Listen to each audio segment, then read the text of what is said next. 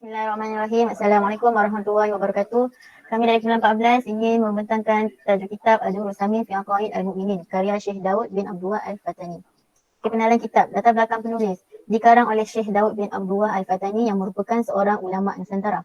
Dia dilahirkan di Kampung Krisik Fatani pada tahun 1720 Masihi dan 1131 Hijriah. Daud Syekh Fatani ini seorang yang sangat merendah diri, sering mengaku banyak dosa dan seorang yang warak, dan dia juga banyak bergantung kepada Allah.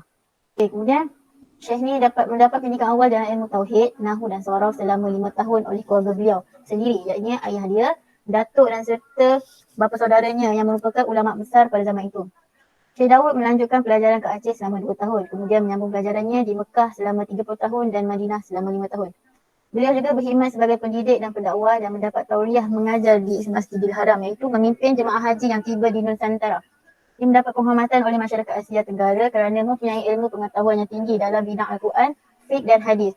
Beliau telah memberikan sumbangan yang sangat luas dalam bidang penulisan, iaitu dia melebihi 101 karya dalam bidang fiqh, usuluddin, tasawuf, sejarah dan lain-lain. Syekh Daud ini meninggal dunia pada tahun 1879 Masihi dan 1297 Hijriah ketika berusia 159 tahun dan dimakamkan di Taif berdekatan dengan kubur saudaranya iaitu Saidina Abdullah bin Abbas. Kemudian jenazahnya dipindahkan ke tanah perkuburan Islam di Mekah.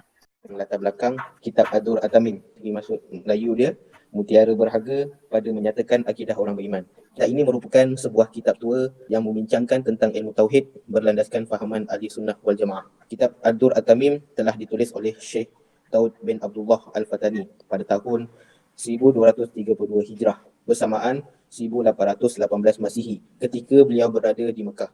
Kitab ini berusia 202 tahun pada tahun 2020. Kitab ini asal penulisan dalam bahasa Arab yang kemudiannya diterjemahkan ke dalam bahasa Melayu Jawi.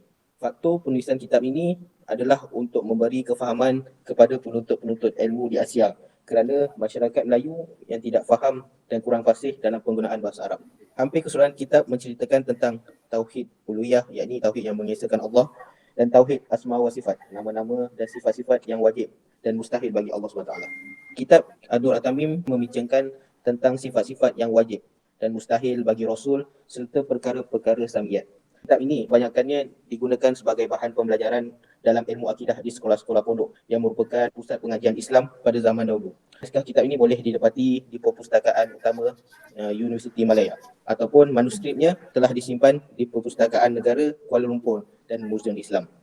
Metodologi penulisan kitab. Kat sini dia ada gunakan 4 kaedah dalam penulisan kitab. Yang pertama, dalil dari Al-Quran. Di mana dia menggunakan hujah-hujah dari Al-Quran untuk mentahkikkan kewujudan Allah SWT. Yang kedua, dia gunakan dalil dari hadis Nabi. Tapi penggunaan hadis kebanyakannya dalam kitab ni, dia ada pencangkahan pendapat dalam menggunakan hadis. Sebab masalah dari segi lemah sanad dan perawi lah terputus sanad. Sebahagian daripada penuntut ilmu yang mengkaji kitab Ad-Dur Samin, kebanyakan diorang tulis balik sebab diorang tambah hadis yang lebih baik daripada hadis yang sedia adalah dalam kitab Ad-Dur Samin. Yang ketiga, dia gunakan kata-kata ulama. Majoriti dalam kitab Ad-Dur Samin ni menggunakan himpunan kata-kata ulama lah daripada usuluddin, majoritinya. Yang keempat, menggunakan matan-matan daripada kitab Tauhid, iaitu matan Jauharah yang dikarang oleh Syekh Al-Laqani. Struktur penyusunan kitab. Kitab ini mempunyai 10 bahagian bab. Yang pertama, mengenal ilmu dan iman, menghuraikan prinsip-prinsip ilmu yang perlu ada pada seorang penuntut dan pengajar ilmu, menerangkan perbahagian iman dan hati manusia, menerangkan bahawa orang yang berilmu lebih baik dari orang yang tidak berilmu. Sifat 20 yang wajib bagi Allah.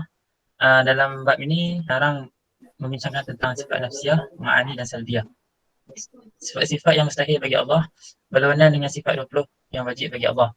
Wajib mempercayai dengan nama-nama Allah, wajib mempercayai sifat kekuatan dan kebesaran Allah, wajib mempercayai sifat yang harus bagi Allah.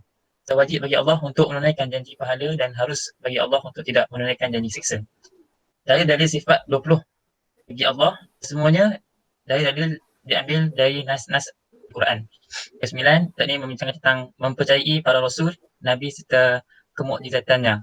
Dan bab ke-10, perkara-perkara sam'iyat lain yang wajib diyakini, contohnya seperti Isra' dan Mi'raj, ajal dan rezeki datang dari Allah, bidadari syurga, neraka dan lain-lain.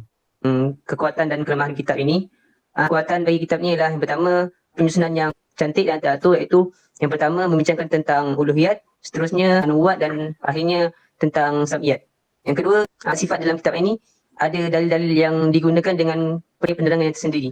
Kitab ini mudah ataupun sesuai untuk digunakan untuk membina keyakinan tauhid kepada masyarakat. Bagi kelemahan yang terdapat dalam kitab ini ialah terdapat beberapa perbahasan yang kurang sesuai untuk digunakan oleh orang awam kerana memerlukan bimbingan dari guru sama ada perkara tersebut harus diambil tahu ataupun tidak diambil tahu. Jadi kesimpulan bagi akidah ni ialah yang pertama, penting bagi umat Islam untuk sentiasa meyakini dan mengesahkan Allah Subhanahu Wa Taala. Yang kedua, akidah yang mantap, kita perlu berpegang kepada dua perkara yang telah diwasiatkan oleh Nabi, iaitu Al-Quran dan Sunnah. Membaca kadang-kadang kitab lain yang masyhur dari ahlinya supaya tidak berlaku kesalahfahaman dalam mentafsirkan sesuatu perkara. Itu saja daripada kami. Sekian, terima kasih.